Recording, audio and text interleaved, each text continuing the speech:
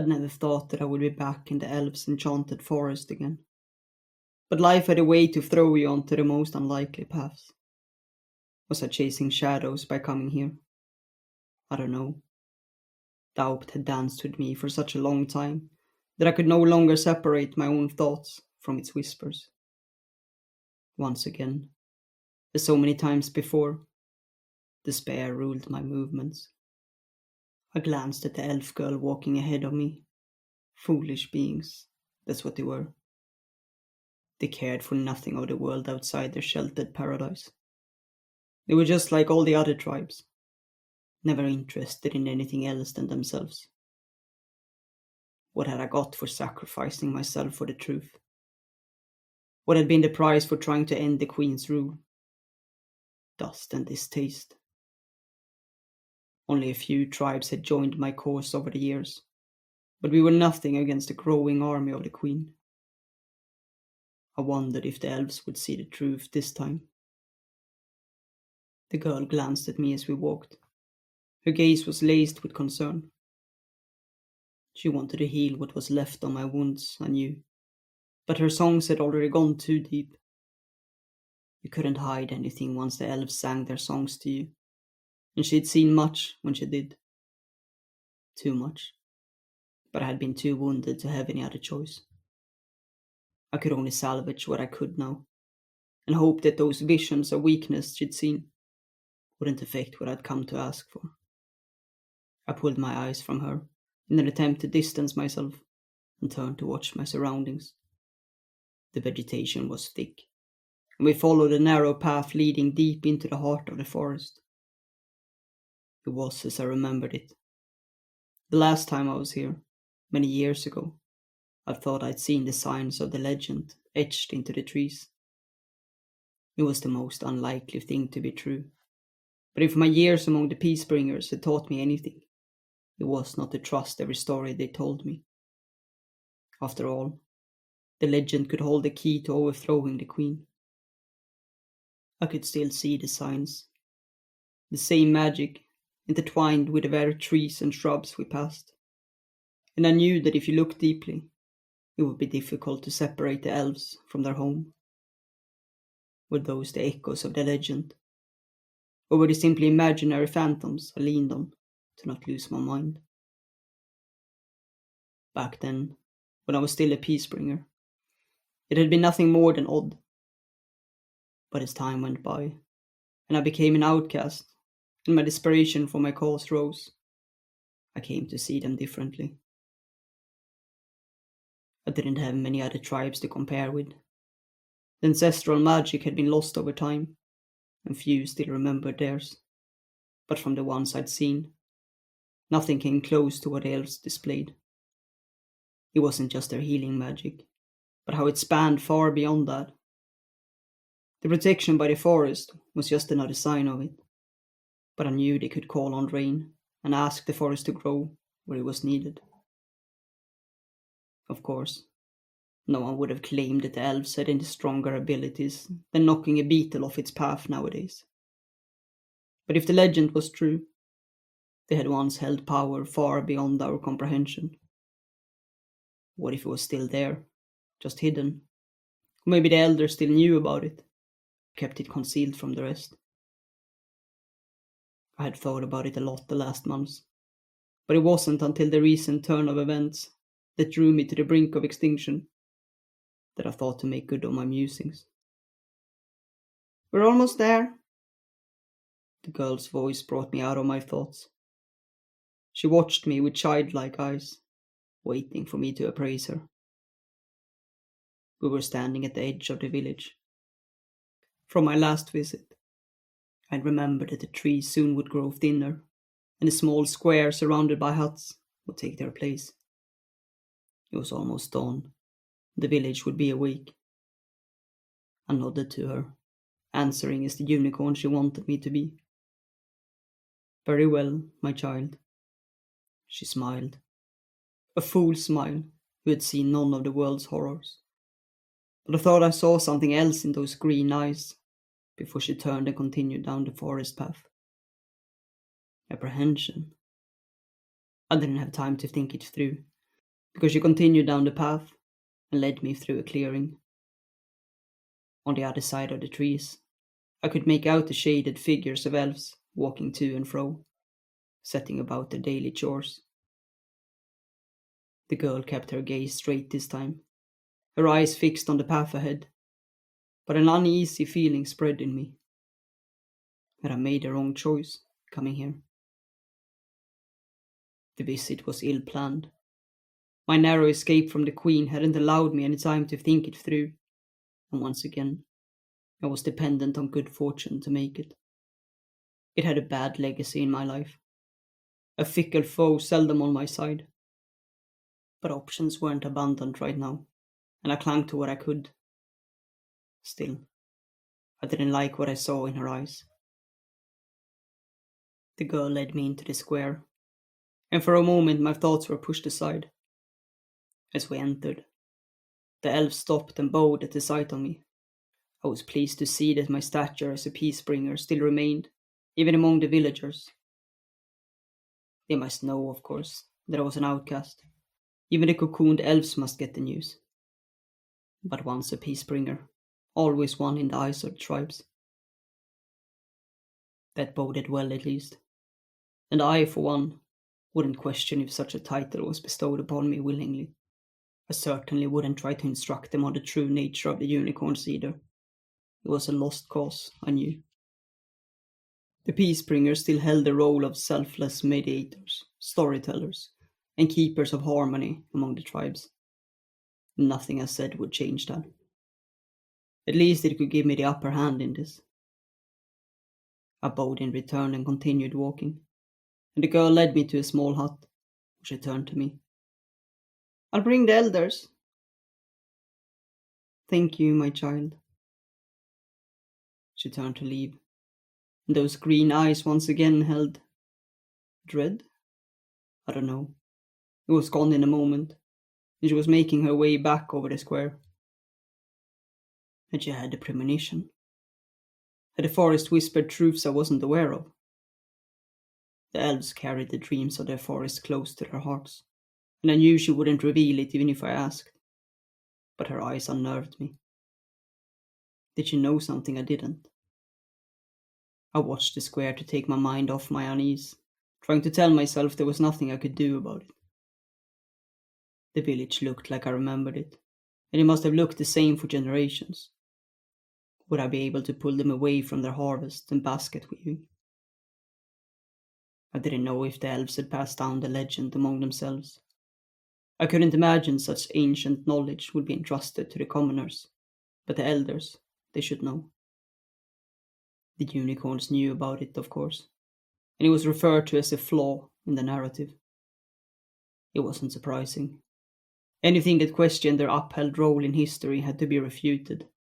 But even so, I couldn't deny that the legend was odd. That the naive elves would have stood up against the darkest force this world had ever seen was simply unthinkable. What powers did they have that could fend off anything larger than a butterfly? But the tale spoke about how they had once possessed magic, as the world had never seen. A magic powerful enough to take down the evil that once ruled the world. The unicorns disregarded it, naturally. The tradition, which they handed down with every tale they told for generations, was that they were the ones who had defeated evil. Without the unicorns, there would be no world as we knew it. I wasn't sure any longer what to believe, but my options were running out, and I was grouping for straws. The girl returned, followed by two elders, and I straightened up, forcing away the pain still lingering in my leg. They stopped before me, and just like the other villagers, bowed before asking. "What brings you to us, Peacebringer?" "I've come to offer counsel. Please gather the village." "Of course." They lowered their heads and left, and the girl cast one last look at me before following them. As I watched them leave, knowing the moment when the tide could turn once and for all was drawing closer, I felt doubt creeping in. Had I done the right thing coming here? Or was it a fool's errand? the railed musings woven into a plausible path. It had been different those first years after my banishment, after I'd seen through the lies of my fellow unicorns, and thought it would be a simple matter of convincing the tribes to join me in ending the Queen's rule. Oh, I'd been wrong. So wrong. Their tales ran deep, repeated over generations, and nothing could convince the tribes that the Queen was anything else than a needed force to keep the balance of the world in check. They'd grown passive over the years, keeping to themselves and letting the world be. Maybe I'd been foolish, thinking I could overrun such a long line of deception. The girl beckoned for me from the other side of the square, and I left my place by the hut. She led me to a small clearing, a circle drawn in the sandy ground. The villagers had gathered around, and they fell silent as they saw me. I watched them, feeling the moment of truth drawing closer, and cleared my throat. I'd thought I would stumble on my words, but the role as a peace bringer was deeply instilled in me, and they flowed effortlessly. Elves, you live peacefully in this forest. It has protected you well, and you live in harmony with its inhabitants. But you know the rule outside your paradise. The Queen is conquering more and more land, and soon she will be too powerful to resist. There is still time to end this, but I need your help. Your magic can turn the tide. Please, I ask you to consider joining forces with me. There was silence for a moment, before someone asked, "What magic do you speak of? We can only heal the living." Someone else agreed, and I saw several elves nodding their heads. When I looked back on that moment later, I could see their hope hadn't abandoned me yet. In the end, I didn't believe the commoners knew about it, and I still awaited the verdict of the elders. They stood huddled, whispering to each other, and despite my history of failed efforts, I didn't see it coming. I waited until they broke apart and turned to me. Their gazes were confused at first, but even then, I still stood waiting, until the silence stretched out, and the realization dawned on me. They didn't know what I was talking about. They didn't know about the legend. I turned to stare into the circle, the world swaying. Were they feigning it? An attempt to resign their responsibilities? No. The elves were too innocent to even conceive of the idea of lying. Did that mean that the legend wasn't true after all? Or had the memories been lost with time, until none remained to be passed down? A woman from the group of elders stepped forward. "Sara, we appreciate your advice, but we do not have what you seek. You know the magic we possess, and it's meant for healing. We do not know of any other. But you need to resist. The Queen is taking more and more land." I felt the chance slipping from me. I wouldn't be able to pull them from their harvest and basket weaving. The woman continued. "The forest will protect us. We have no need to meddle in the affairs of others." And that was it. My cause was lost. It had all been for naught, and soon the Queen would have conquered the land and there would be nothing left. "Please, stay the night with us. You're welcome here, and the forest will protect you," the woman concluded. I only nodded, my mind refusing to bring any words forward. Maybe the elders gave a signal that it was over, because the elves dispersed and returned to their chores, and the girl beckoned for me to follow her. She didn't meet my eyes, but I barely noticed it as we walked over the square. My attempt had failed before it had even started. The elves wouldn't be of any help. I knew I should analyze what had happened, understand where it had gone wrong, but despair swamped my thoughts and fogged my mind. The girl brought me back to the hut, filled a bucket with water for me, and told me she would bring something to eat. I managed to thank her, and then turned to stare at the forest. This could have turned the tide on my uprising, but it seemed it would only be another failed attempt to add to the tally. I didn't know what to do now. The Queen's whip would be after me the moment I left this forest, and I knew I had to come up with a plan. But the image of the elves' puzzled looks wouldn't leave me be. The thoughts twisted around me, clouding my mind in a haze. The darkness wasn't unfamiliar to me. It had traced my footsteps longer than I could remember. When had it started, I wondered. Was the first seed sown when I was banished from my tribe of unicorns? Or had it begun when the first glimmering dust of my uprising had settled, and I realized that the truth that I had seen wasn't easily understood by the other tribes?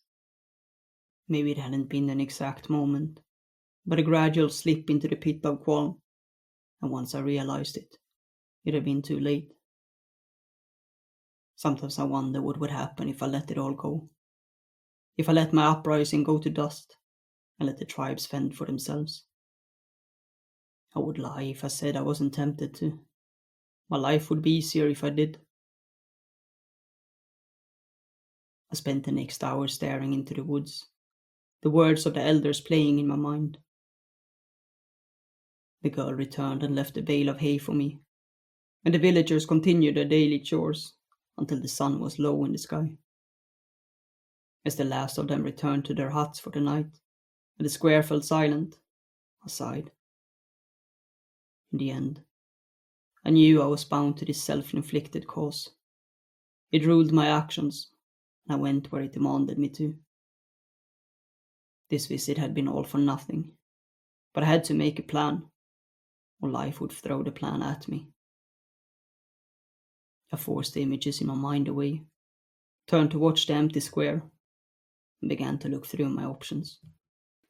I knew the land better than the Queen's whip, but she would have the tracker with her.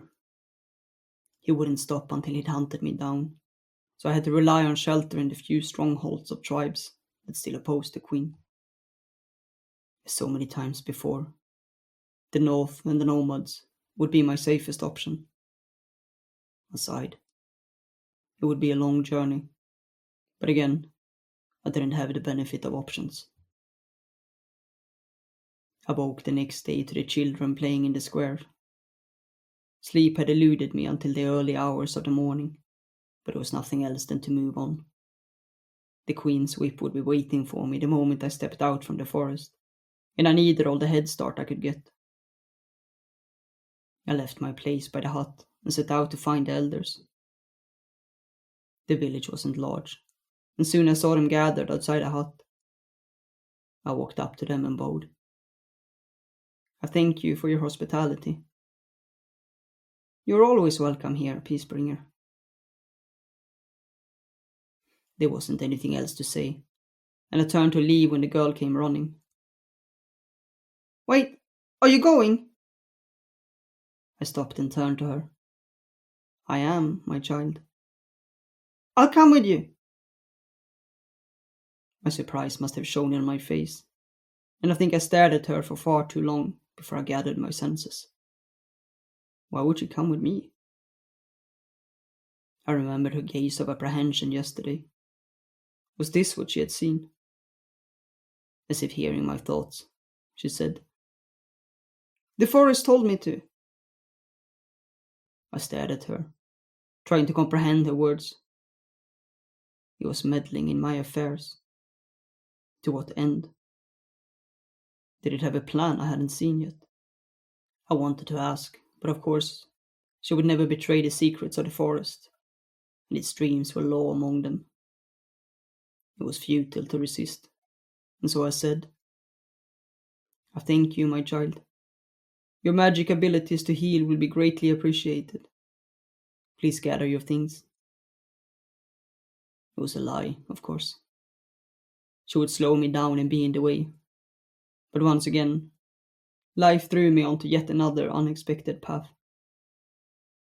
The elders walked up to her without a word, and one by one took her in their arms to say farewell. They wouldn't question her visions either, and so I watched them, trying to disentangle my confused thoughts. I wasn't sure if this unexpected twist of fate was to my advantage. Did she have a role to play that was yet to be revealed? Or was this the last effort on a futile journey that would soon end with a queen's whip? The last of the elders took her in his arms and said, "Please come back, and take this with you to always remember your land." He placed something in her hand. I couldn't see what. The girl looked at it, then back up at him, and threw herself around his neck. As she let go, she wiped a tear from her cheek and turned to me with a sad smile. "I'm ready." I nodded, bowed once again to the elders, and turned and began to walk.